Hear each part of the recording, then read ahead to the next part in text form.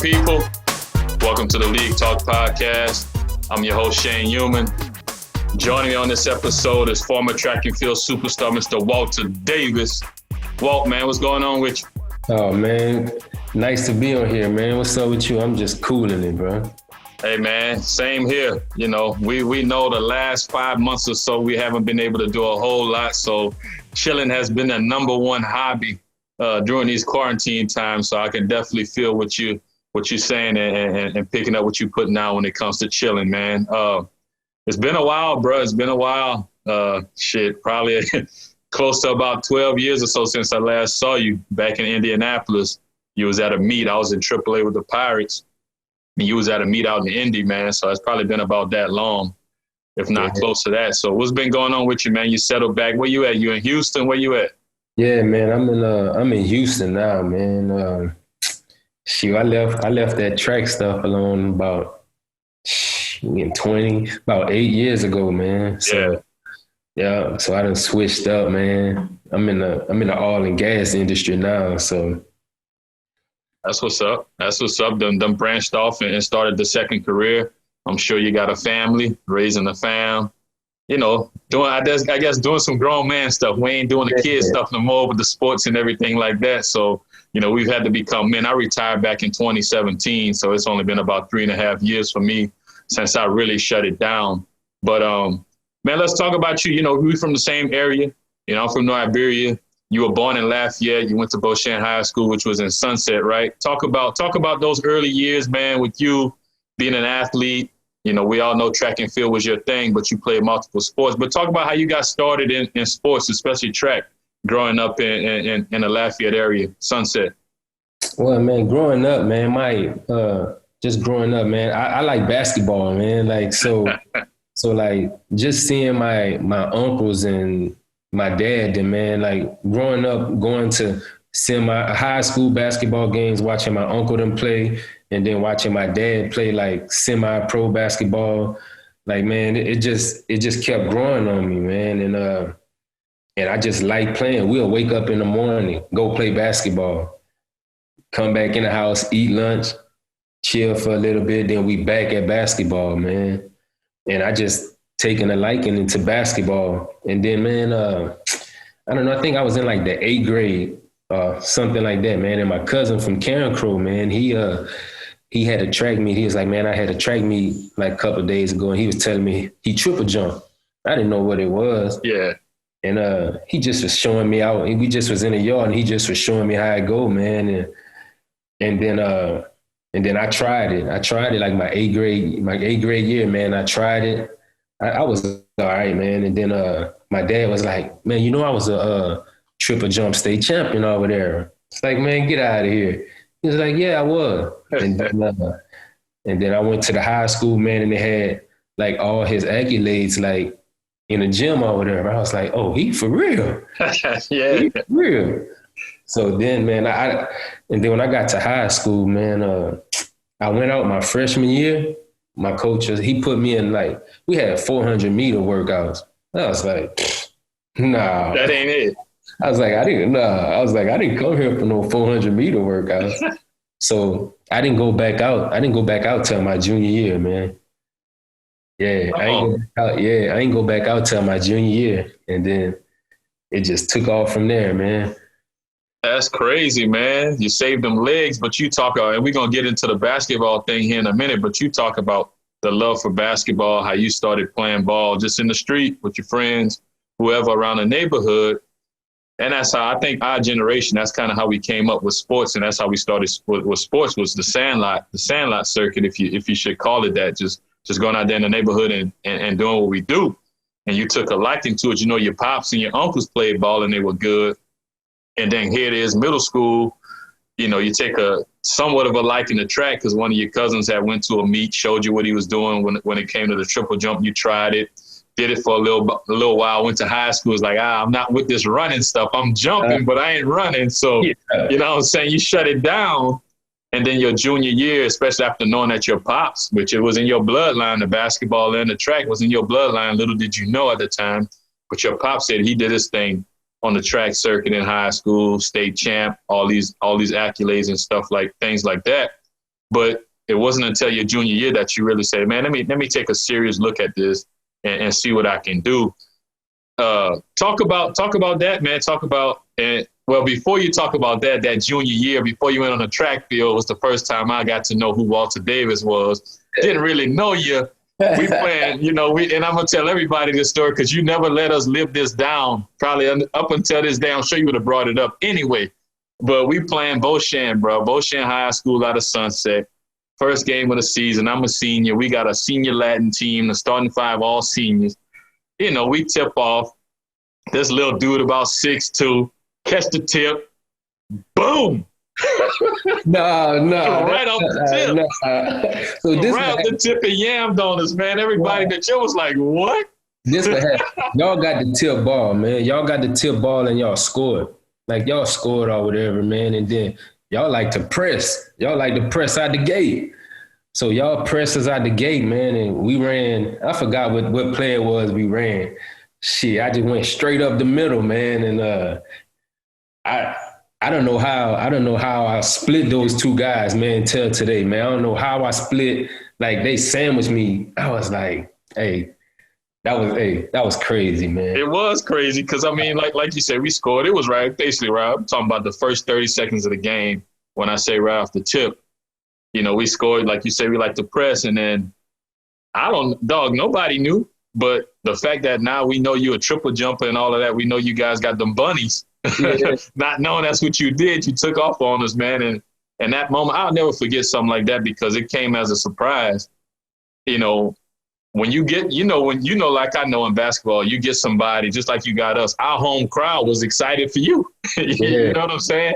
They was excited for you, and from there, man, it was like, damn, we got to definitely keep an eye on this kid for the rest of the game because we're not trying to get caught slipping. But I know that moment for you, man, was kind of crazy. You said you don't know how you split our two tallest guys on the team, but you did it. And later on, we find out who you are as far as on the track and field side of things. But you go through that basketball season, right, your junior year.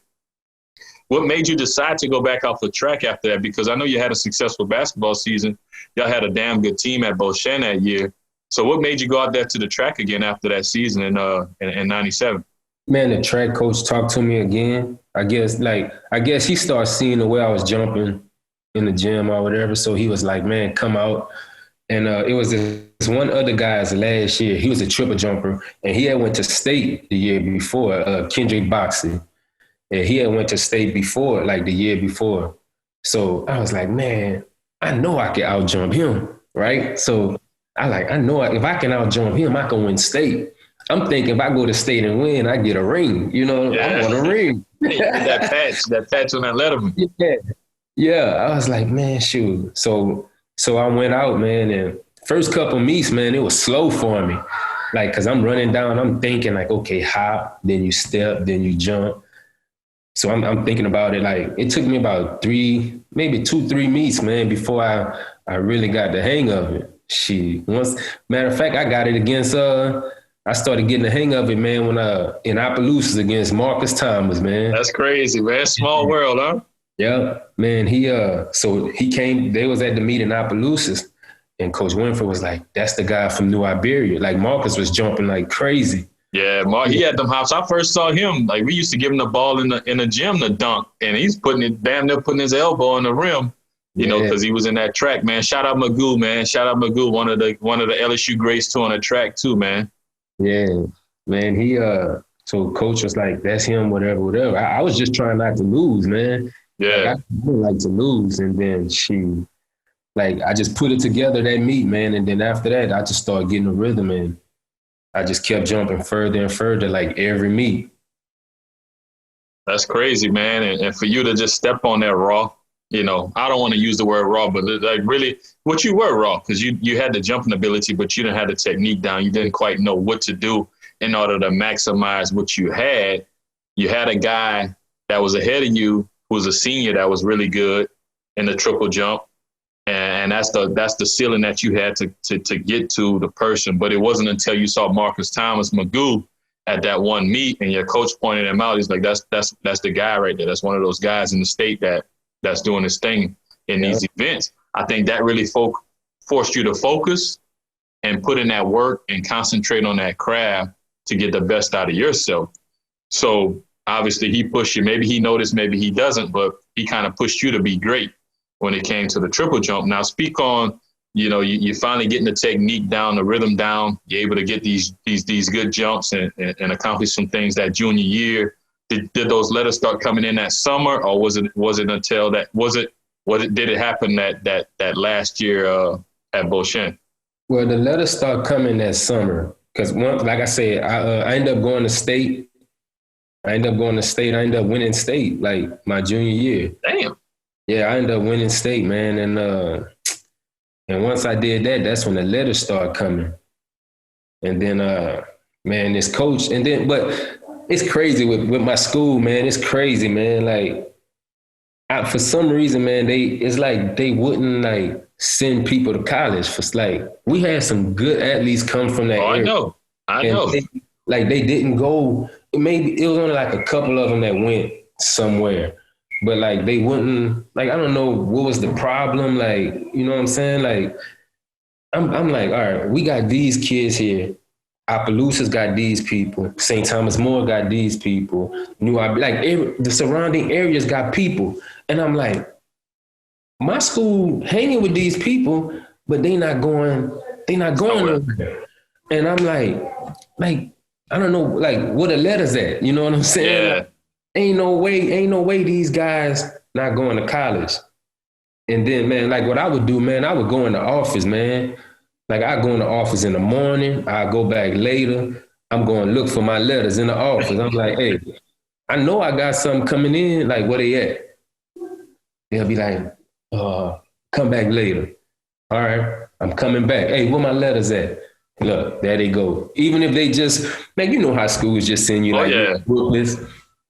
Hey, let me get the media guide. Oh yeah. Like, I don't care where it's from. Like, let me get it. Like, man, because I've seen people from my area like go to college, like, and they'll be back the next semester. So for me, I was like, I can't go to school close to Louisiana. Yeah. I don't want to be the one to come back. Like I was like, I don't want to come back. So before that, my coach, he was like, this junior college is looking at you too.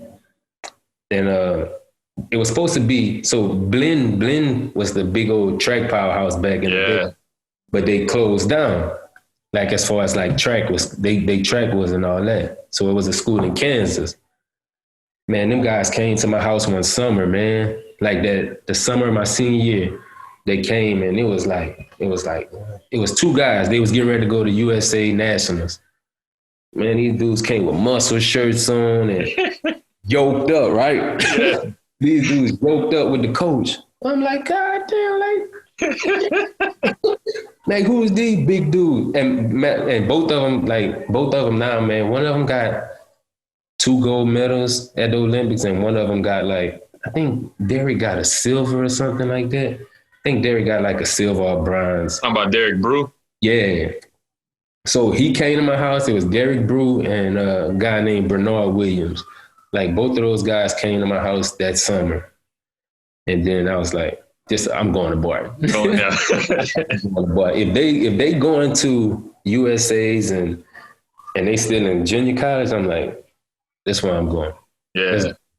That's good. That's what's up, man. And it's crazy. You speak about the letters, the situation where you got athletes at your school, you got athletes in surrounding areas that are doing things and going places, but seem like your teammates and the other athletes that you see at your school, the other kids that are equally as talented are right there with them. are not getting those opportunities. Walter, man, I've seen it. I've heard those stories at New Iberia as well. You hear it so much. I don't know. Maybe it's a stigma or something in South Louisiana, the Acadiana area, where coaches don't necessarily do their due diligence or do the things that they need to do to help athletes get to that next level, unless you're a guy that's a can't miss guy that's going to get that attention, where coaches are coming up to you after meets, after games to talk to you or introduce themselves, to where your coach can't hold you back. Yeah. But you got other kids that might not get that attention, or they may not be around to meet those coaches, so they send letters or whatever, call your coach and stuff like that. But you said one thing that was kind of, I guess, important when you spoke on, man. I saw that from the outside looking in. I know I was doing good in my sports, so I'm gonna go ahead and see. I'm gonna go be a little nosy and ask, man, do I have anything in the mail? Did anything come in the mail for me? Where my letters? Oh, come back later. I came back. Some kids might not come back. Or they might give up and say, well, man, these coaches don't care, man. You know, whatever it is, what it is. So they don't follow up. You follow it up. And you started to see these schools having that attention, or giving you that attention that you thought you were needing to get or that you deserve to get when it comes to track and field and in a triple jump and long jump events. But speaking on making that decision to go to Barton, man, you mentioned Derek Brew. You mentioned the other guy that had the 2 Olympic medals, Bernard Williams, I think you said his name was. Derek Brew was an LSU guy, you know, so we both know him. Another guy I had on with his wife, man, recently, Joey Scott, man. Joey Scott. I know he went to Barton. He spoke about you. He spoke about Derek. So talk about that, man. Now you're in a country town. You're in Barton County. All it is was track. That's what Joey said. And every day was like a big time track meet at practice. So talk about when you first stepped foot on campus at Barton County, and you saw these big time athletes on the track. Well, I met those guys, man, before we even got to school. Like, we all flew in to the airport like the same day. So the airport, we flew in I don't know, I want to say Kansas. I forgot the name of the city we flew in. It was in Kansas. I forgot the name of we flew, right? So we flew into the big airport. So everybody just flew in. So everybody meeting each other. So I get on the bus. I'm relaxing. I'm thinking, all right, we got a 30, 35 minute drive. No, sir. It's a 4-hour drive. It's a 4. They like, nah, it's 4 hours. I'm like, 4 hours? It was like, yeah. I was like, man, like, my head is messed up already. Yeah. I'm driving. They could have flew me in closer. But it's no airport. It's smaller airports, but everybody getting flown into that one. So I was like, all right, cool. So we get there, man, and we pull up, nothing but hills, and it's just, the school sits on the hill. This little, just one part sits on the hill and the other, like the dorms and everything, sits below the hill. I'm like, man, is this is college? What I signed up for? Yeah. This is what I signed up for. But so we get there, do, check in, whatever. Everything is cool, man. Everybody, like, we all became a family. So once we all got settled in, like, everybody became a family, man. And the older guys that were there, man, they helped me out a whole bunch as far as, like, academic wise too, man. Like, they told me straight up, it was, man, look, there's nothing over here to do. It was like, so if you want to get out of here, just go do your work. Make sure you're in class every day. Make sure you're turning in everything you're supposed to turn in, and you're gonna be out of here in no time. So I was like, all right, bet. So that's exactly what I did, man. My first 2 semesters, man, I was on it. So, like, my last semester, man, I had class, maybe like 1 class out the whole week or something like that. And it was like 3 hours for that day. Yeah. I was pretty much done. Like, and then when it come to practice, man, like, you got most of the top guys, man, from, like, almost every state. So you ain't got no choice but to get better. If you competing against the best guys, like the guys that was at Barton, those guys like Derek Brew, Bernard, Joey Scott, Those guys, man, they was competing against D1 schools, and they beating Division 1, like they beating those guys. So Damn. it's like, yeah. So it's like, man, is when you get to D1, it's like you already been there already, as far Yeah. as like athletic wise, because you're training with guys just as good as the D1 guys. Yeah, I heard that Joey was talking about that a lot, how you have to have it on your mind at practice. You Yeah, have to be ready to go at practice because everybody trying to get that spot. I think you only had, he three. mentioned, coach said you only had so many seats on the bus. I'm Yeah, only taking this many guys, so you got to get it. You know, if yep. you don't get it, you're gonna get left behind. So how did that prepare you with those older guys your first year? Then you step in. Did you stay 1 year or 2 years at Barton? Say two. So how did that prepare you for that second year? Did you take over that leadership role like some of the guys that came before you did, or did you kind of stay kind of calm and not say a whole lot and just did your thing? Yeah, man.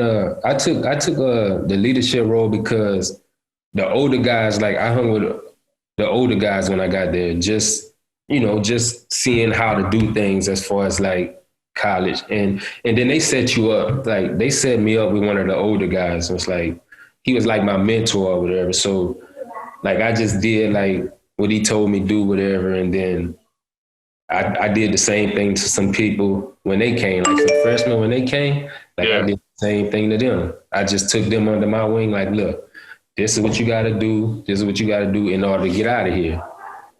And some of them came in, did what they supposed to do, and then some of them, they got a hard head, man. yeah, you can't help everybody. Yeah, like man, like you in Barton, you in Great Bend, Kansas.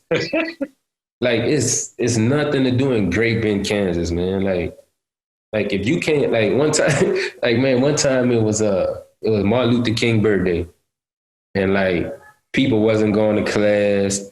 Like they was like, I ain't going to class. I'm a miss practice. Man, the coach got so mad. He was like, look, he was like, he didn't march for y'all to miss class and miss practice. He marched for y'all to go to class and all this and that. Yeah, And I was like, shit, he really like he really for us, you know what I'm saying? So sure. so that's what made me like that. This happened my first year, so that's what made me like my second year, like, all right, like this guy really is for the kids. Like he's not just trying to get a better job at another school, because them coaches be trying to get at a university as well. Oh yeah, So trying to get in where they fit in. yeah, yeah, That's crazy, man. But to have a coach like that coming up, man, it's always good. Being young, you're from a small town, you're far away from home. I don't know, it's probably about a 12-hour drive, probably longer than that. I've been to Kansas a few times. I know it ain't much out there. But to be that far away from home, you mentioned that, man, when I go to college, I don't want to stay. I don't want to stay close to home because I see people coming back all the time after a semester. You go to Barton, long ways. You got coaches that kind of took you under their wing. You got older track athletes that took you under their wing to make you feel comfortable so that you don't have that I guess mindset of, man, dang, I'm homesick. I need to go back home. You were able to stay put, have a great career at Barton, help tutor some younger kids that came in under you. What factored into the decision of you coming back home and going to LSU? Because I'm sure you had a hell of a lot of offers. Break down that whole process of you choosing LSU based on the other offers that you had coming out of JUCO. Well, all right. So my choices as far as like going to school. I wanted to go to Arkansas. Arkansas had the best. Oh yeah. They had the best jumpers like around. So I was like, okay, I wanted to go to Arkansas. So I wanted to go to Arkansas, and then some older guys that I went to Barton with, like they ended up going to Florida. So I was like, if they're in Florida, if I go to Florida, we can go to Florida and rec shop in Florida. Yeah. Well then, and then I had a partner. He went to TCU. I was like, I can go to TCU and hang with him, and we could rec shop over there too. Yeah.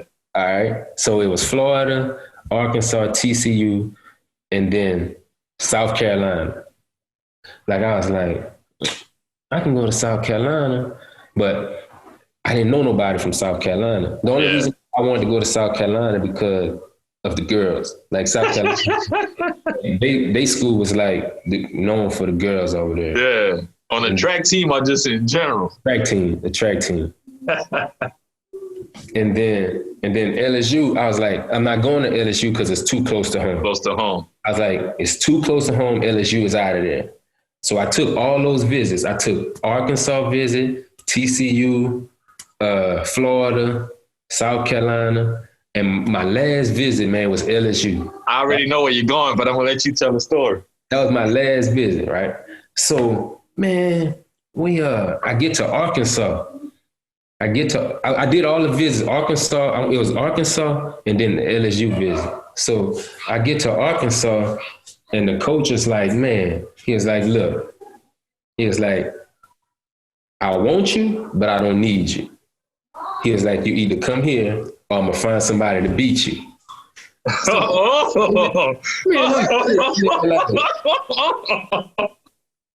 Why they said that, huh? I'm sitting in there like, bro, you trying to get me here and you talking like this, right?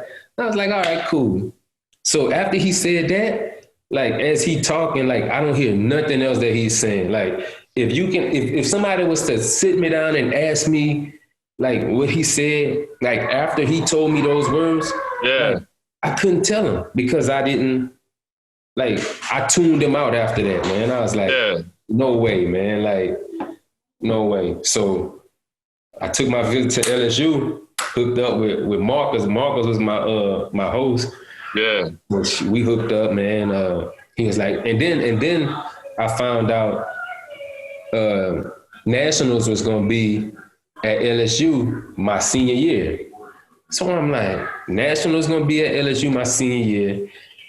They bringing in all these guys that's coming in from others, like other JUCOs, like Francique was coming in, and then some freshmen from like Texas was coming in. And I was like, shit, we got a chance, you know what I'm saying? We got a chance. If I go to LSU and do what I gotta do, and then those guys do what they gotta do, we got a chance. So once they told me it was gonna be at LSU, that was the final. That was it. Yeah, I was like, man, hey, Marcus kept calling me. Kept calling me. Like it was the summer, you know what I'm saying? He kept calling me, man, what you gonna do? I'm like, man, I don't know. But I knew I was gonna go to LSU once the dude then told me what he told me. I was like, it's a wrap. Same division and everything. Yeah. So I made sure, man. I'm like, man, once I get there, man, look, it's a wrap for this dude. Like, every time I see Arkansas, like, even if you went to Arkansas before me, I'm gonna give you problems. That's what it is. Yeah, so that was that, man. That's crazy. That's what made me choose LSU, and that's what made me come close to home because he said that, man. That's crazy. That coach had some balls, man, to say something like that, knowing that you had other SEC schools interested in you. I don't know if it was to light a fire under you or whatever, but did that conversation, that visit, is that where the killer instinct came in after you heard that? Because I know you went about your business a certain way. When I saw you at LSU and even on the pro circuit, you had a certain way you carried yourself and you was about that business. You could always tell in your body language that you wasn't worried about who was around you. You was focusing on the task at hand. So did what coach at Arkansas said, you know, actually light that fire and put that on your mind? Well, man, not so much. It lit a fire a little bit because, like I said, you want me to come to your school and you gonna tell me time I met up with Arkansas at the meet, like nobody from Arkansas gonna beat me. Like I don't care. Like I just made sure like they don't beat me because of that. Yeah. But man, so I had to make the Olympic team before I got to LSU. I had to make the Olympic team already. 2000. I made the yeah. Like I graduated from Barton and then I went to LSU in 2001. So I was like, I already made the team. And like, once you make the Olympic, for me, once I made the Olympic team, I was like, I'm going to college. Like, can't no college kid beat me. You know what I'm saying? I was like, I'm an Olympian. Ain't no way some college kid's supposed to beat me. Like, that's how I look at it. So talk about that, because I didn't know that. I didn't think you went to qualified until after college. But did you go to Olympics in 2000? Yeah, Sydney was my first one in 2000, man. So talk about that experience, man. You 19, 20 years old. You know what I mean? Fresh out of JUCO from Sunset, small town. Hold up. I'm not from Sunset. My bad. Where you from? Look, I'm from Leonville. So Leonville, Sunset, Honorville, and Grand Coteau, they consolidated the schools. Gotcha. The school was in, they say it's Honorville, but you know, it's I guess it's like in between Honorville and Grand Coteau, something like that. But I'm from Leonville. My bad, bro. Sunset, my bad. I didn't mean to say that. I thought that's where Beauchamp was. No. Leonville. Yeah. I apologize to everybody out there in Leonville, man. I didn't want to get that wrong. But maybe Sunset tried to claim you because you were Olympian, big-time track athlete. I don't know, bro. But my apologies, man. Mm. But speak about that, man. You're from Leonville. You went to Barton, small town. Now it hit you. Boom. You went from kind of being a local kid. Now you're going to the Olympics. You're going to another country. Did you even have a passport? Man, I ain't even had no passport. I ain't even had no cell phone. You know what I'm saying? I ain't even had no cell phone then, man. So my parents sending me money so I can pay my phone, my room phone bill, so I can call my little girlfriend back in, bro. So yeah, man.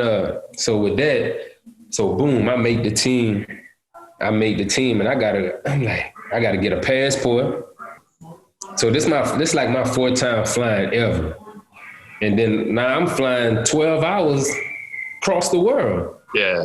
So this is new to this, and this is my first time going overseas. So I don't have a passport. First time going overseas. 12-hour flight. I'm a deer in headlights, man. Hell yeah. You're 19 or 20 years old, whatever. Yeah, like once I get there, man, I'm like, then once I get to like the actual games, like the final, like when we jumped, it was the 400 meter finals, right? And we in Australia. This lady, Kathy Freeman, she's like this 400 meter. She's supposed to win the 400 for Athens, so for Australia. So now we're packed, nothing but screaming, Aussies for her. Yeah. So man, like I said, I'm in deer in headlights. I'm looking, I'm like, Jesus Christ, like, like when you go to a meet, it's a few hundred, maybe a couple thousand people, but man, this stadium is like a football stadium, man, looking at you. So I'm like, man, like I didn't know it was like this. I seen it on TV a couple times, but it didn't. It ain't the same. No, because I didn't even that wasn't even my passion, like to go to the Olympics. Like I didn't dream. You know how some kids be like, I dream of going to the Olympics, and like I never dreamed that. Like it just happened. I work hard, like to go there, but I didn't know, like I didn't dream that's what I wanted to do. Yeah. Like once I started doing track, and I was like, all right, I'm gonna do track. Like that's when I was like, all right, I'm gonna do it hard enough. So I'm gonna do it so that if I have an opportunity to make the Olympic team, then that's what I'm gonna do. I'm gonna do my best so I can be on the team. And that prepared you. And it's crazy. I mean, you started taking, we in 2000, you started taking the sport serious in 96, 97. 3-4 years, you're in the Olympics, dog. Hey, the crazy, I didn't even take it serious until, like, I trained. Like I was blessed, man, with good coaches, man. My high school coach was real good. Then my Barton coach was good, and then my LSU coach was real good too. So I was blessed with good coaches. Like I learned something from each one of the coaches. You know what I'm saying? So like my high school coach, like we worked the whole summer. Like we just work. Like we worked until it was time for me to go to Barton. Then when I got to Barton, we worked the entire time till it was time for me to go to the Olympics. And then when I left for the Olympics, like I didn't go back to Barton. Like I went to LSU, and then we just grind like the whole time. So how was it? How were you able to focus? You said the crowd was there for the young lady with the 400 meters. You know, she was a favorite to win, and you looking around, however many thousands and tens and 20,000 fans, however many it was. How were you able to focus in and concentrate on doing your job at that time? Man, I'm 20. I'm 20 years old, so it's like this is new. I ain't focused, man. I'm just like, it was a learning experience for me, man. So yeah, like I said, I trained up for it, but when I finally made the team, that's when I was like, God dang, like now I got it's real. Yeah, like this is the real deal. So I didn't really focus, man. Like, cause it was a learning experience for me. Cause I'm young, man. I made the team. Like most people train, like that's their dream. And that's what they train for, to make the team. Like that wasn't mine. So it wasn't like, I gotta do this, I gotta do that. Like, I was just like, okay. Whatever. Yeah. Like I didn't feel like I was supposed to be there until the second time I went to the Olympics. That's when I was like, okay, like now I'm supposed to be like, I made it once, like that was a learning experience. Like, but this time it's business. You know what I'm saying? Like, yeah, for sure. Like it's, and that's what it is, man. And you said being young, wasn't thinking about it. That dream, you used to jumping on the bus and jumping on the track. You know, you ain't used to all of the extra stuff that goes along with the Olympics or the big time meets that you participated in, you know, throughout your career. So it's a whole different dynamic in how you go in there a month or two before the actual Olympics start. You know, all the preparation leading up to it, maybe the interviews and all of this and that goes along with it, as opposed to at Barton, at Beauchesne, man, we hopping off the bus, we warming up, doing what we got to do, and it's go time. You know what I'm saying? So how did that, you know, experiencing the Olympics, you said you just kind of took it all in. It was a learning thing. You go from that big old stage and now, boom, it's kind of almost not necessarily a downgrade, but it's a totally different dynamic once you step on campus at LSU and you compete them 2 years over there. So speak on how the Olympics in 2000 prepared you for your LSU career. Man, it just made me grind harder. Like I just had to work. Like when I worked out, I just made sure like I was doing whatever the coach asked me to do. I'm just trying to learn whatever he's teaching me. I'm trying to learn, because not only I want to get better, but I'm an Olympian, so I don't want a college kid beating me. Yeah. So it's like, no. So, you know, like say you strike out, say you in high school, right? And you strike out a major league guy. Like, you think he want to be struck? You think he want a high school to strike him out? No. Nah. So, yeah, exactly. So I'm just like, nah, I'm gonna keep doing stuff so that a college kid can't beat me. That was my focus. Like, and then, like I said, I was blessed, man, with good coaches and my teammates, man. Like, I'm training with Marcus now, so I know if I slip up, Marcus good enough to beat me if I slip up. You know what I'm saying? So we'll have battles at practice, and he'll be beating me at practice, and I'm pissed off. You know what I'm saying? Because he done beat me at practice, and he happy. Like man, we used to get into it. At practice, man. Like often, man. Like we be talking trash to each other and everything. So it's a competition at practice.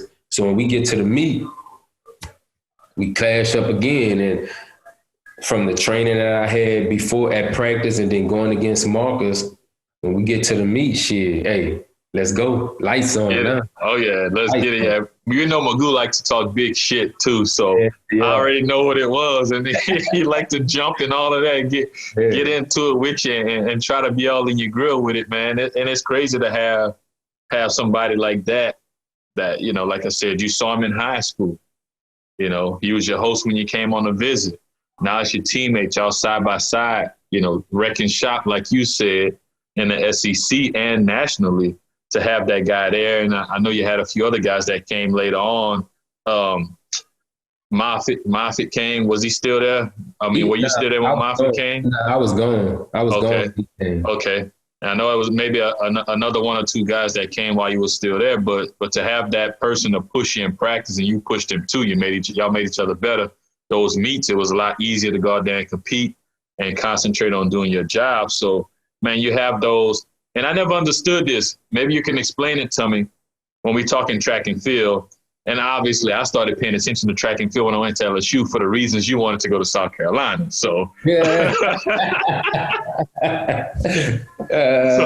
so tell me this, dog. Tell me this, Walt, man. How do you guys get so many All-American honors? It might be an 8-time All-American and you was only there for 2 years. Like, how does that work?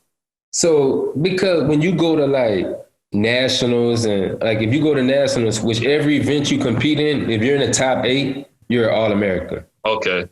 So if you compete, so like say I went 2 years and then I competed in a long jump, triple jump, indoors, outdoors, you know what I'm saying? So I indoors, outdoors, and then I ran on a relay team. Like, yeah. And if you're in the top 8, you're an All-American. Gotcha. I never understood that. Cause I'm seeing everybody list down 12-time All-American. I kind of figured the indoor and outdoor, they probably went on that, but I didn't know if you finished in the top 8, the different events, so on and so forth. I just never understood it, man. I appreciate you clearing that up. So let's talk about this now. You do your thing at LSU. How many times were you All-American? Shit, while we on it, how many times? Man, I don't even know. I don't even know, man. My thing was, man, I just wanted to win nationals. Like, because we used to train sometimes through certain meets. So I wouldn't jump as far as I wanted to, but I was trying to win. I would win, but I wouldn't jump as far as I wanted to or whatever. But I just wanted to make sure when I get to nationals, I was ready. Yeah, so I can give the team a chance, like to become national championship. Because I wanted rings, man. Like I feel you. I wanted rings. That's it. I feel you. All that other stuff was, if it come. I wanted that hardware at the end of it all. I definitely get you on that. And going to LSU gave you that opportunity. So you go through those 2 years, you get better as an athlete, you get better as a person, you mature, you're around, a huge team. When you're talking about the LSU track and field team, a lot of athletics around there. LSU was peaking in a lot of sports at that time. Track, basketball, football, baseball, all of these sports were starting to do well. You're around 30,000 plus students and you take care of business there over the 2-year span.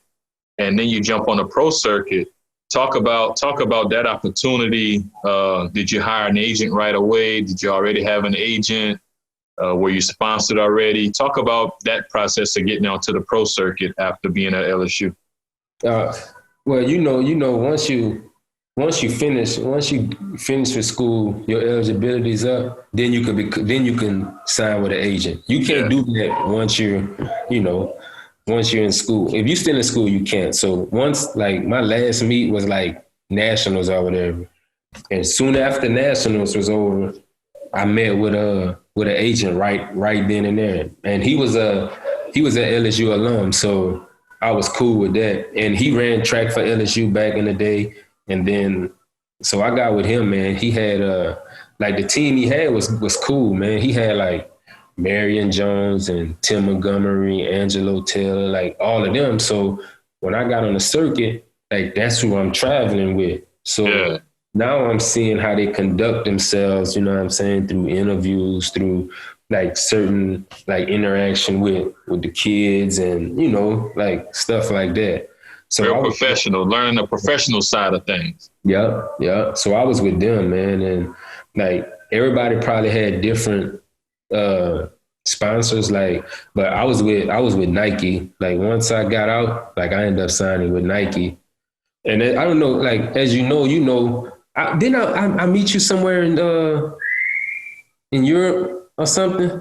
Nah, I wasn't overseas. It was here a couple times. I know Indy for sure and somewhere else. I don't remember.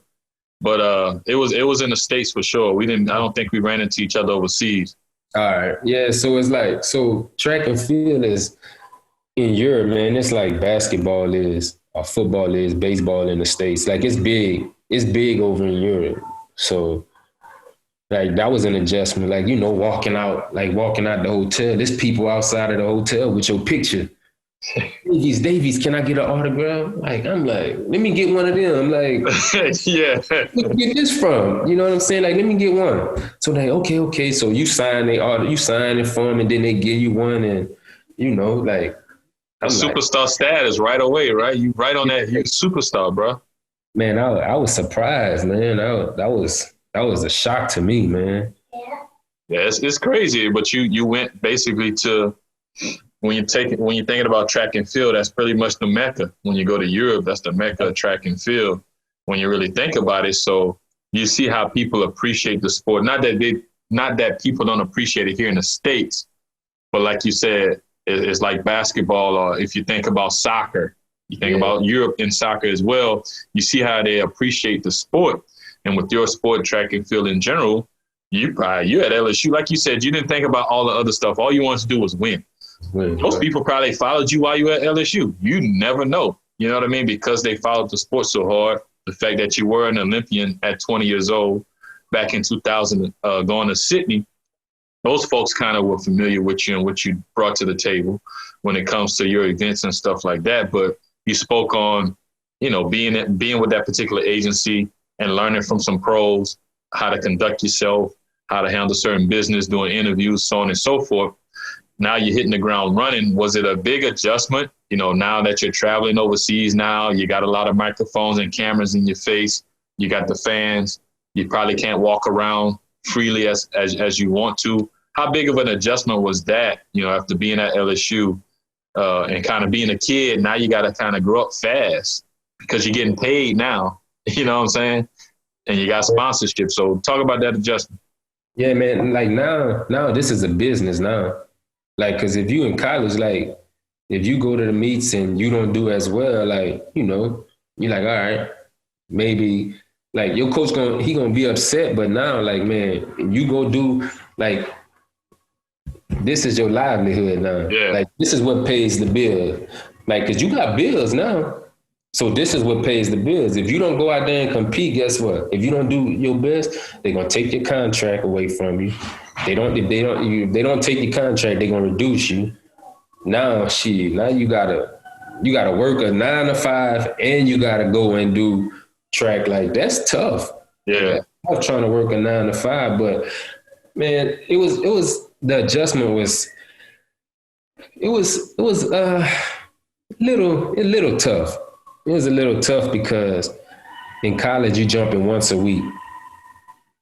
Over there, we jumping 2-3 times a week. If like we might have a meet on Tuesday, then we got to meet on Saturday. Like sometimes, man, a couple times I jump like 3 times out the week, man. Damn. Yeah, I jump like 3 times out the week. But then that's how you pick and choose.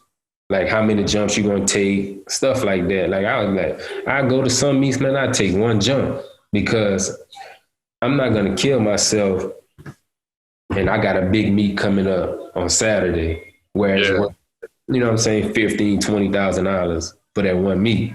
Like I'm not gonna kill myself for this $3,000 meet right here. Like, no, I'm gonna give y'all 1 jump. And if this jump good enough to win, that's what it is. That's what it is. Yeah. That's crazy. I didn't know that, man. I didn't know that's how it worked, especially jumping multiple times a week. That's kind of tough on the legs, when you think about other sports. But you really having to get after it and make sure you do what you need to do in order to keep that sponsorship, keep that contract, and to get invited to bigger and bigger meets, maybe more endorsements, so on and so forth. So you definitely have to be smart about how you approach it on the circuit. I'm learning a lot. I learned a lot with Joey Scott and his wife, Tahisha, about how things work when it comes to the circuit. And track is a little bit more of an individual sport, but not really when you look at the big picture, because you do have teammates, even though you might not be sponsored by the company, but you said Tim Montgomery, you mentioned Marion Jones being involved with that agency. They're teaching you things like you said before, and you're learning certain things. So it is a team dynamic in a sense, but you are competing individually. So, we rolling along, man, and you're doing your thing on a circuit in Europe. And 2004 comes around, that's your second Olympics, right? Yeah. You said you expected to be there that time. Talk about that experience, getting your second Olympics, man. I'm not going to mess it up again. Young kid from Leonville, Louisiana. You know what I'm saying? Young kid from Leonville, man. You go from not even really tripping on track to being one of the best in the world. Talk about that second stint at the Olympics and how you were prepared for that. Man.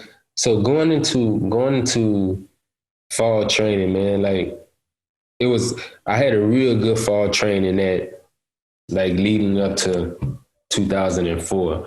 So 2003 was like, I had really good season like 2003. So I knew like if I can keep doing what I'm doing and stay healthy, like 2004 is going to be real big for me. Yeah. And then, man, I was, so like that USA meet, man, it was real interesting, man. We had 3 guys go like 57. Like everybody was like right behind each other as far as like making a team. And this one guy just came out of nowhere and jumped like 58. Yeah, he jumped like 58, man. And so I jumped, like I ended up dropping my leg, man. And that jump, like people saying that jump would have been like the world record if I wouldn't have like dropped my leg or whatever. Yeah. So I still made the team. I think I got second. So made the team. I didn't mean to cut you off, but what that mean when you say you drop your leg? Because I'm learning a lot of shit when it comes to track still. You said it would have been a world record if you didn't drop your leg. So speak on what that means. So meaning like when you land, like you want to keep both of your feet together. Yeah. So if I drop one, like one touched the sand, but my body was like further. Gotcha. So they gonna mark whatever touched the sand, whichever is the furthest in the back. You know what I'm saying? Towards the board. So that's what, so I ended up, I don't know, I was trying to get out and celebrate too early because I could tell it was a big jump. Yeah. I could tell it was a big jump. So I tried to hurry up and get out so I could celebrate, right? And I dropped my leg or whatever. So with that, man, I knew I was like, man, once I get to the Olympics, like I should be in medal contention because I've been doing so good at practice, like training, like everything was going so good, man. And then I went to, what messed me up, man, I started eating like salads and stuff, man. Yeah. I was trying to lose some weight. I was like, if I jump this far and I was this heavy, if I lost weight, this weight, like I'm good to go. Man, I tried to lose some weight, man. So I get out there, man, I'm weak. I'm buckling as I hop and all kind of stuff, man. I'm like, I'm like, I blew my chins, right? So that was that, man. I got 11th place. I got 11th place and I was, man, my training was going good. Everything was good. Like I was ready to jump. So I got 11th place, man. And then I was like, all right. So this was 2004. So 2005 came around. I was like, I'm not worried about my weight. I'm gonna make sure my weight is on point way before I get to where I'm going. Yeah. And then I did that, man, and that's when I won world championship. Like that's what's up. That's what's up. So I mean, that was a learning thing too. Obviously, maybe you took it into your own hands. You thought you had the answers and didn't talk to anybody about the weight loss situation. Should you do it? Should you stay where you are? You know, you kind of had to learn the hard way, despite it being on the biggest stage of the Olympics. But again, think about it. Coming where you come from, bro, 2-time Olympian. Yeah, we want to win. And we don't want that as a consolation prize, saying that, man, you made it to Olympics. Look at where you came from and look at where you are now. You know, you're a winner regardless. We don't want to hear that as athletes, especially the ones that go out there and try to bring some hardware back to the crib. But in the grand scheme of it, man, 2 times you done did it. You know, in less than a decade from when you really took it serious. You think about 7 or 8 years, you really started taking the sport serious or competing consistently, and you done made the Olympics twice. So, I mean, it's a win. It's a win no matter how you look at it. But you definitely learned from it, and you prepared the following year when it came to the World Championships, and you was out there to go out there. You went out there and won it. And I think, did it take off from there for you on the circuit? You were doing well, and then obviously went to the Olympics and didn't fare as well as you would have liked. But I know you did a commercial. You was on a couple commercials. Did all those commercials come after that? Did all that other endorsement come after 05, or when did that all start? Because I remember that. I think you was clapping some kind of rhythm commercial on TV with the stars, man. Vince Carter, I think, a couple of other big time athletes at the time. So speak on that experience, man. You're doing all these things again from a small town. Now you're on TV doing commercials. Yeah, man.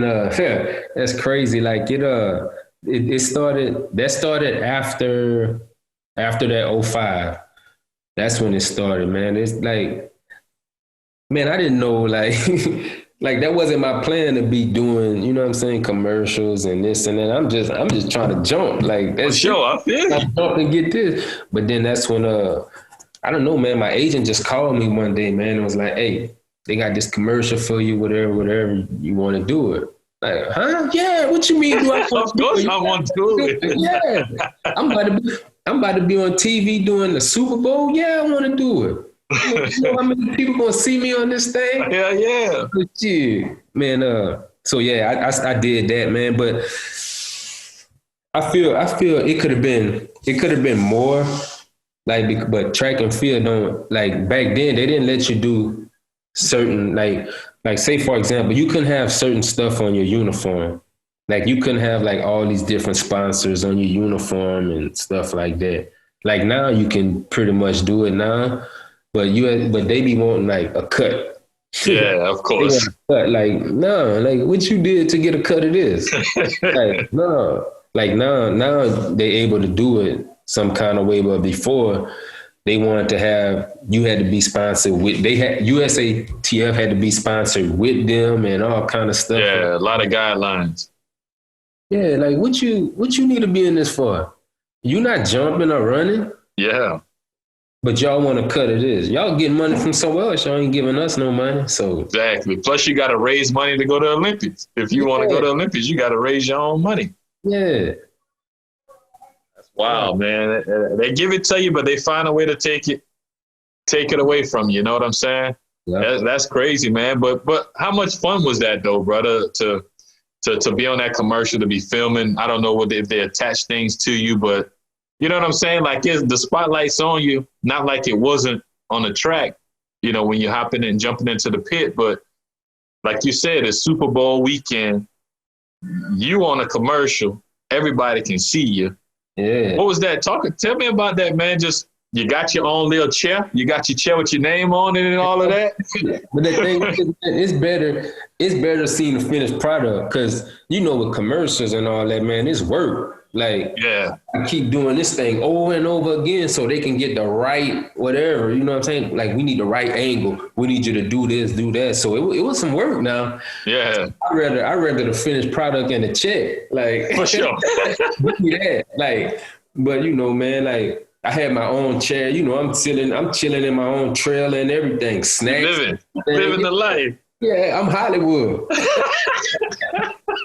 I'm Hollywood. Oh yeah. So, yeah, man. So that was that, man. It's a lot of work, man. Cause like I said, they woke me up. They was like, you got to be here at like 6, 7 in the morning. So now I got to get up super early. Yeah. And then they talking about we got to put this on. They want to do makeup. I'm like, I don't wear no makeup. Like, no, this is for the lighting, whatever. I'm like, oh, bro, that's a hassle. Yeah, so they doing all that. I'm like, man. But, you know, it was cool just to be, you know, see all the different people doing different stuff, doing a video. Like, yeah, cool.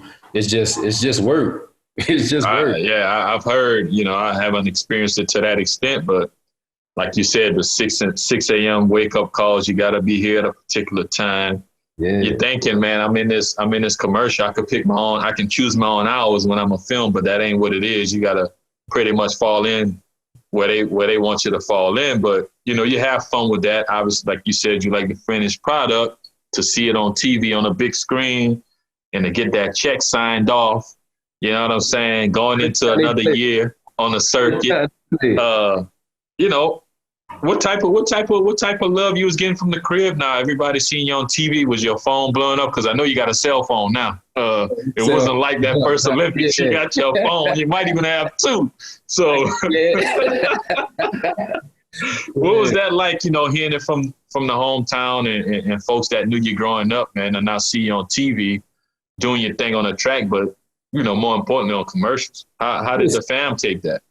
Oh man, the fam loved it, man. They supported me, you know what I'm saying, throughout the whole journey, man. Like the whole city, man, pretty much just was like, they embraced it with me, man. Everything was cool. It's just sometimes it was a little too much, Oh, sure. Neighborhood superstar now, bro. Yeah. This superstar coming on. Man, come on, man. I'm Walter, man. Stop. That's it. I'm just me. Man. Yeah. And then after a while, once I was like, man, nah, like I'm still, you know what I'm saying? The still same. Me. Yeah, that's it. And then it was cool after that, man. But the fam and everybody, it was cool, man. They took it well, man. Yeah, you was hitting your prime at that time. I've been to 2 Olympics already. You're starting to see the fruits of your labor. You working hard and kind of, learn on the fly, taking your bumps here and there. Speak on those next couple of years where you're competing on a high level. You started getting a little bit more of an edge to you. I could see that competitive nature. Again, like I said, I ran into you maybe that a year or two later in Indy. You was competing. I think that was that a USA championships out there. Speak on that journey, man. Now that you got that taste of gold, when you won it in 2005, and you, like I said, you hitting the ground running. You hitting your strides in your prime. So talk about how did life get fast for you? Were you able to slow things down and keep things in perspective? Talk about those experiences now that you really done hit your peak in a triple jump, long jump. Well, all right. So 2004 is what started it, because at USA's I jumped real far, and that's when I knew. But before then, like when I came out of school in 2002, like when I was in Europe competing, like man, I'm competing with like everybody that was at the Olympics. I'm competing with those guys. Yeah. So man, I'm at the meets, I'm getting first, second, third. Like I'm in a mix, you know what I'm saying? Like every meet, like I'm in a mix with those guys. So like I knew eventually like I was gonna have some type of, you know what I'm saying, some type of breakthrough, because I'm jumping with these guys every time. And me, man, I'm thinking like, all right, we all jumping this same day and these same meets. Like somebody got to get tired. Man. So that's when I started jumping. Like, so we got 6 jumps. I'm taking 3, 4 jumps. You know what I'm saying? Like, I'm watching how I'm competing. Like, I'm not competing. I'm not taking 6 jumps at all these meets we go to. Yeah. Like, your body could only take so much. So that's when I started seeing like how to control and how to take care of my body throughout those years. And that's when stuff started getting better for me. That's when I started like, all right, technique and everything started coming together. I'm jumping forward. And then that's when I won in 05, that's when I knew, like, I was like, all right, they're going to have hell with me. Go time. Yeah, every time I step on, we're going to have some problems. So if I didn't like hurt anything or whatever, like they was going to have hell with me. Yeah. So that's when I knew, like, it's stuff slowed down because I knew how to control, like, I knew how to control the situation. Like, I knew how to control my jumps. I knew how to control my workouts. Like, coach and I, we were good as far as like how we was going to approach a meet. Like I call, like if he didn't travel with me, I call him and be like, Coach, what I got to do today? I jump such and such, such and such. He'd be like, how'd you feel? Like we just knew, he knew my body, so he can tell me what I need to do, what not to do, and stuff just took off from there, man. Yeah, you had them put everything together. Now you're not that you wasn't a professional before, but now you're a true professional because you know how to take care of your body, you know, conduct yourself a certain way when it comes to interviews, the way you carried yourself at meets, all of those things you were able to start putting together. At the prime of your career, you're 25, 26 years old at the time, and you start to see it take off. Like you said, every meet, if I'm healthy, there's going to be some trouble for whoever it is that's competing against me. So, you know, you hit that, you're rolling, man, the sponsorships and all of these things, the accolades, you winning these medals and or rings and stuff like that. And you know, you said you jumped till about, 2013, 2012, 2013. Yeah. Was there any bumps in the roads or anything that you wish you would have done a little bit more of, let's say towards the tail end part of your career? Because you're young at the time when you hit your peak, you're still in your 20s, mid-20s. So some things we didn't think about doing or even worrying about at the time. Is there anything once you got towards the last 4 or 5 years of your career you wish you would have done a little bit differently, or you're happy with everything that you've been able to accomplish and do throughout? Man, like I look at life like this, man. Like everything happens for a reason. So it's like I could say I wish that I wouldn't have started eating those salads. Yeah. But everything happened for a reason. So I'm cool with how things played out, man. Like, yeah. Like, you know, everybody that make the Olympic team or make the Olympics, they want to come back with a medal, gold medal. You know what I'm saying? But hey, that wasn't in my plans to have, you know what I'm saying, a gold medal. That wasn't your dream to go to the Olympics, and here it is, you done went to 2. So of course I get it. Any meets, because I mean, not only did you compete in Europe, I'm sure you've been to Asia. You've been to a lot of different countries. Is there, was it a meet that you like, dang, I wish I'd have kind of locked in a little bit more on that meet, or I wish I'd have took this meet or whatever, anything like that, that you might reminisce on from time to time and be like, dang, or even if it was the fact that you had some time to unwind, but you didn't, you know, take advantage of that free time to explore and do different little things. Now that's that's like we explored some spots, but like sometimes we didn't because it wasn't enough time to go out and sightsee. But sometimes I wish I did go out to certain areas and sightsee more. Like I've never, like they had a meet in I want to say Trinidad or the Bahamas, one of those places, and I was like, I didn't want to go. I was like, now I'm thinking like, wait, like this is a free trip. Like, hell yeah, you got the beach, you got good weather.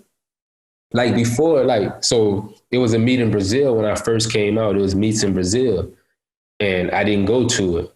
And then my boy was like, man, they free trips. He was like, you need to go just so you could be like, if you never go, you know what I'm saying? Like, you don't have to pay for it. Like, so if you want to go, say if you don't go, if you ever want to go to Brazil, you got to come out that money. So like, all right. So I ended up going to Brazil, and I was there for like, man, 2 or 3 weeks. Yeah. Yeah. So I just wish I went to like more the nicer like islands or whatever. So I'm with you. I have some of those regrets too. I played ball overseas the last few years of my career, and regret while I was up there not going to a couple of different countries. Yeah. Even though I would have paid, but the fact that I made bonuses, you know how track goes too. You get bonuses and stuff like that, depending on how you do. Baseball overseas is like that as well. But you know, I get it. You went to Brazil. Was that later in the career when you went to Brazil and competed? Yeah, it was later. And the thing with that is the reason why I say I wish I would have went to more spots, because like when I tell my kids, like, I've been to this place, that place, like they'll be like, no, you haven't. And then now I got to show them like that's something to prove it. Yeah, I got to show them pictures. They'd be like, oh man, like really, I want to go, and like just stuff like that, man. Like like just being able to show the kids like, hey, like you can do anything, you can go anywhere that you want. Like you just have to put your mind to it. Sure. Now tell me this, Walt, man. You know, we know the career took off 05, 06, Eric. Talk about some of those other big meets that you were able to either win or come out in the top 3 or 4 leading up to some of those favorite ones, or you felt that like, damn, this field in the triple jump, all these boys in the triple jump, it's going to be a dogfight. Talk about a couple of those meets after that 05 and 06 that you had on the international circuit. Oh man, I remember this one meet, man. It was in Monaco. It was Grand Prix final, and man, my roommate, like I had a roommate, man. So he went out. He went out. He was like, man, let's party. Yeah, he went party. He like, man, let's go out. Like, nah, man, I got $30,000 on the line. Like, I'm good. So he go out, man, do his thing, bro. Then he come back, 2 of them. Uh-oh. I'm knocked out. He like, hey, get up. Man, what? I got you one. No, you ain't got me nothing. I got $30,000 on the line. You ain't got me nothing. Yeah, hey, go meet him in the bathroom with the other one. Yeah. I gotta get up. Like, nah, bro. And like, man, with that meet, man, that's when, like, it's the last meet of the year too. So like everybody, like all the big jumpers is at that meet. And man, that meet came down to the last jump. And I pulled that one off, man. Like, just because I was like, see, if I'd have messed around and discipline, bro. I'd have lost this 30 racks messing. Oh yeah. Oh yeah. Hey, you're a better man than me. I'm gonna tell you that right now. I don't know. Pinning on the, you know, I don't know, bro. But to have that discipline, though, bro, you were a professional, like we said at the time, and you kind of knew what you needed to do in order to get what you wanted out of the whole deal. You know, being if you were 20, 22 years old, you probably would have went on and did your thing. And not even think twice about it. Yeah. You know what I'm saying? With the fact you was able to hold off, man, that, you know, that's kudos to you on that one. I don't know too many people that would have held out, but he didn't hold off. Shit, it was easy for him. I don't know, bro, what that was. Maybe that's how he got down. He was able to focus and concentrate a little bit more. Yeah, man. He did? Yeah, he did. He should have kept that. Definitely. You definitely should have. But the fact that you pulled it off, you knew you had them 30 grand on the line. You didn't want to go way out there and come back empty-handed. Yeah. So that's definitely, it wasn't a free vacation. You was there on a business trip. You do what you need to do, and then you enjoy it after that. And, you know, that's how it's supposed to be, man. But, you know, you, like I said, you continue to motor through the circuit. I know you competed in Korea. I played baseball in Korea. I think you competed the year before I got there in Daegu. They had a meet. I got there in 2012. And then some of the other places, what's some of the other places you competed at, man? I know you was all over Europe, you know, a little time in Asia. You say Monaco, you know, places like that. What's some of the other places you went to that you probably never imagined going to do track and field? Paris. I haven't, like, man, like, I've seen it. I've seen Paris on TV. I've seen the Eiffel Tower and everything on TV. Like, when I went, I was like, man, I gotta go check out the Eiffel Tower and just roam. Like, I've been to Paris, I've been to London, Switzerland, Russia. Man, it's a lot. You got a lot of stamps on that passport. Man, I ran through like 2 passports, man, like quick. That's crazy. Quick, man. Yeah. That's crazy. But to have that experience, and like you said, if whether it's pictures or you pull out the old passports and show the kids, it's like you see all these stamps on, you can't even fold. It's probably still, you know, you can't even close it like you originally got it because there's so many stamps. And you know, whatever else that you got to get the visas. the working visas out there and all of that crazy stuff. So it's definitely something that you never, I guarantee, even myself, even the small time I spent overseas, coming from Liberia, I never imagined seeing as much as I saw. I'm sure you saw way more than me because you've been to so many more places. You never imagined that. No, and that's what I miss about track and field, man. Like able to travel. Like, man, I used to be gone like from January to February, March, I'll be in Europe or whatever. And then from after like July or May, from like May to June, July, I'm in Europe, come back to the US for a couple months or weeks, then back to Europe. Back on the road. And so like, that's what I miss. I miss the traveling and like we talk about getting to see different places. Like, man, who would have thought? Who would have thought? Can't even pronounce some of them cities you've been to, huh? Man. Nah. Yeah, it's shit wild, man. But it's an attest to you. You know, you wanted to get away from the crib and see some of the world, whether it was the US at the time. But little did you know you was gonna really, really see the world because you wanted to get away from the crib. But man, you know, we're gonna talk about that transition. You retiring in 2013. Did you automatically transition into the oil and gas, or did you got to take some time to decompress and really let your body calm down a little bit before you went into some other things? Nah, man. I finished in 2012, and then I think I started working at 12, maybe 13, like towards the end of 13. Yeah. I think I started working like towards the end of 13. And man, it was a big difference, you know, going from not having to be somewhere when you go to practice, you got to be at a certain time. Yeah. But that's practice. You know what I'm saying? You can get there a couple minutes late or whatever. All right. But when you got to be to a 9 to 5, they want you there at this time. You got to leave at this time. So that was I'm like, oh my God.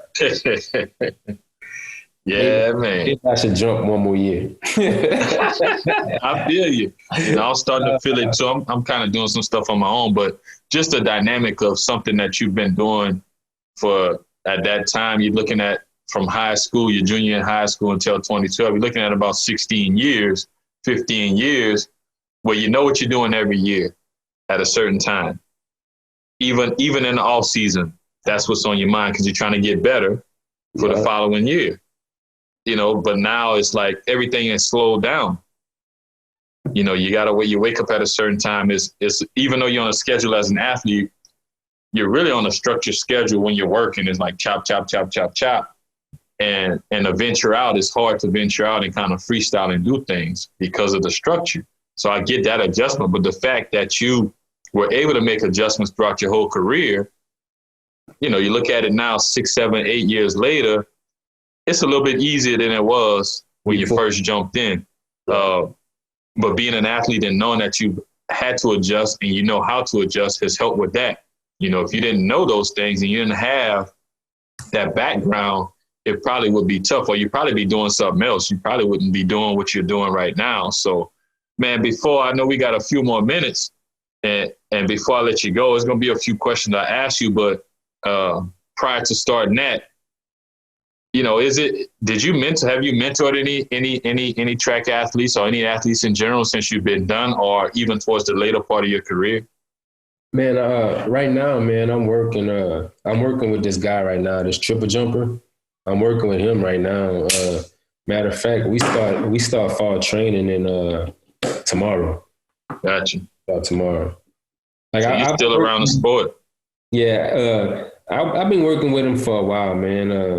We worked together for a little bit, and then he started coaching. He's a coach too. He's a high school coach. So yeah, when he get off work, he come meet me at the track. I work him out. He won USA's once or twice. He won USA's. His name is Chris Carter. He's pretty good. You just gotta get more focus. Yeah, you're doing too much. You coaching and stuff like that. It's a lot. I think with you at an event, you specialize in something. You specializing in the triple jump, the long jump, whatever event that you're doing. You got to have some tunnel vision. You got to be able to concentrate on doing that and making sure you're taking care of what you need to take care of. So that's kind of cool, man. What good is the knowledge, man, if you can't share it? Yeah. You know what I'm saying? To start helping these youngsters out, and not only from the physical standpoint, but the mental standpoint is huge. Everybody think they can go out there and do it, but then they catch some like you had Marcus Thomas in high school. You know, they meet up with somebody that's just as good or better. They might freeze up if they don't have the mental to go out there and compete. And that's what I try to talk to him mostly about, because he's talented, man. It's just the mental aspect of it. He might his first jump might not be that good, man, and it can go downhill from there. Yeah. If your first one is not that good, okay, cool. Throw it out the window. Make the second one better. Like, don't just dwell on the first one. Let that one go. Like, just keep moving forward. You can't go back and change the first one. Yeah. You can't go change it. You can change it when you jump the second time or the third time, but the first one is done. So leave that alone. Just refocus and go for broke on the next one. Like, that's the only thing I try to get through his head, man. Like I said, he's talented, but if he don't get it the first time, he's all over the place. Yeah. Yeah. Relax. And that's not the way to go, especially like you said, you have multiple jumps. I mean, yeah. You know, like you said, some meet you at 6 jumps in that particular meet. If you weighing everything on that first one, you're done. Especially if you get in your own head. Now that, and I know you were one of those guys, you know, you started becoming at Marcus Thomas and talking shit and stuff like that.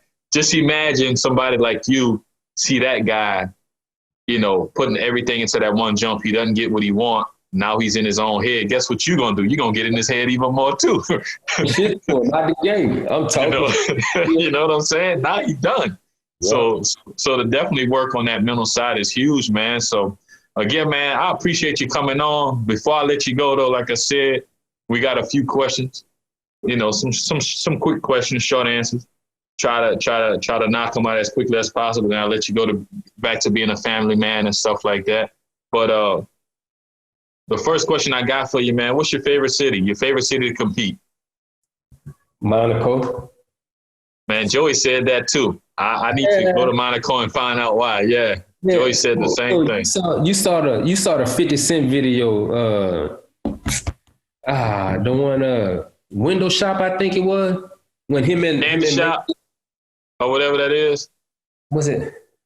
They was on the beach. Some of the scenes was on the beach. Yeah, I know what you're talking about. I don't remember the song. Like the burger was like $300, and he had like a cigar for like $250 or something like that. Yeah. That's where they shot that at. Okay, in Monaco. Yeah, I need to go out there then, man. That's nice. That's where people go to retire, man. That's where people go to retire. Yeah, live that slow life. You got the nice cars, all of that stuff. That's what's up, man. Joey said it's crazy. Joey said the same thing. Monaco. That's what's up. So tell me this, and we didn't jump into it. I know you probably how you prepared. Did you have any superstitions? Yeah. If I slept in a room, so when you go to Europe, sometimes you have a roommate, right? Yeah. So if you got a roommate, I never slept, like, you know how they got the 2 beds? Like, I never slept going the same way as the person on the other side. Yeah. So if his head was going this way, my head was going the other way. That's crazy, because the bed is skinny. It's like being in a dorm, right? They're right on side of each other. Yeah. I know what you mean. That's crazy. Yeah, man. That's definitely a superstition with that. So I got about 3 more for you, man. And speaking on that, the superstition, after a big win, you medal, you place top 3, or you win it all. How do you celebrate? What you do after a big win, bro? Man, it just, Man, I pretty much, man, it depends, man. Like sometimes they be having parties or whatever, but like after, man, I usually go back to the hotel, shower, lay down in the bed, be like, thank you, Lord. Like stuff Yeah. like that, man. And then just go, and then I just go out or something, man. Like, cause Yeah. they be having parties after all of the meets or whatever. So Gotcha. I just probably go to a party or something like that. You probably let loose a little bit more once you know that check done cleared, huh? Once you know that check done cleared, Yeah. then it's go time and it is what it is. So, but man, so speaking on that too, I got two more questions for you. Uh, Again, we didn't jump into this a whole lot, but when we talk, we from the South, we from Louisiana, so music is huge, especially being close to Houston. Favorite artist of all time. My favorite, man, I don't have a favorite favorite. I like them boy. I like Cash Money, No For sure. Limit. Like, I like them dudes, man. And then like towards the end of my career is when I started listening to like Boosie and them, Yeah, you know, like I remember like I was listening to that song What About Me by Boosie. yeah. What About Me? Like I was listening to that song when I won in '05. Like, cause they kept on talking about like all the other jumpers. And I got my Gotcha. ear like, what about all right? I got like, all right, yeah. So I was listening to What About Me in '05 by Boosie. For sure. So you're down south through and through. When it comes to music, you down south through and through. Yeah. For sure. I definitely can appreciate that. We know we was listening to all of that during our college years, and then even beyond that, myself stuck with the Cash Money and No Limit. Got the Boosie Beast Mode for me in '05. That song that came out, Beast Mode. I used to listen to that before I went out to the game. So Yeah. I'm with you on that Boosie, man. So last question. I'm gonna let you go. What's your most memorable moment, man? Nah, my most memorable moment. Let's see. Maybe when I won my first one in '05, man. That's probably only because like it was like nobody was expecting me. You know what I'm saying? So, but I already knew, like, cause we was competing that whole time before, and I Yeah. started feeling the rhythm coming. Like I could feel, like you can feel when you about to start doing something. Like, and I started feeling the rhythm. So I knew I was like, I'm about to pop one, and it just took a matter of time before I actually popped one. So I would say '05, Gotcha. like winning Gotcha. that game in '05. Gotcha. I'm with you, man. Well, shit, bro. I appreciate you hopping on again. Like I said, we chopped it up. I learned a little bit more about the track game. You taught me a few things, talking about where you've been, the accomplishments that you were able to attain, and just having a little fun with it, man. I'm glad we was able to hook up and do this, and I'm looking forward to putting this out here, bro. Again, I don't know what you're doing now with the oil and gas. You're mentoring and you're doing a lot of things to give back, to youngsters coming up in the track and field game, being a family man at the same time. Anything else you want to add before I let you go, or are you pretty much set on what we were able to share Man, today? where you was at? Huh? Where you was at? Where you was at when I got that number for you? Man, where was I?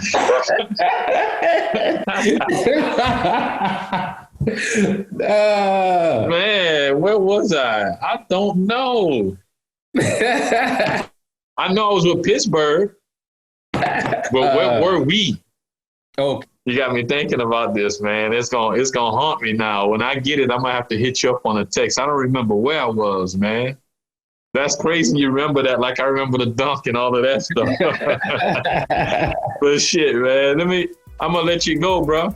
And I'm gonna let you know, man. I'm gonna keep you posted on everything. And whenever we air this, bro, I'll hit you up and send you the link and stuff like that, man. But again, I appreciate it, bro. Much love, continued success, man. Continued success, much love. And this is the League Talk Podcast. We out of here, man.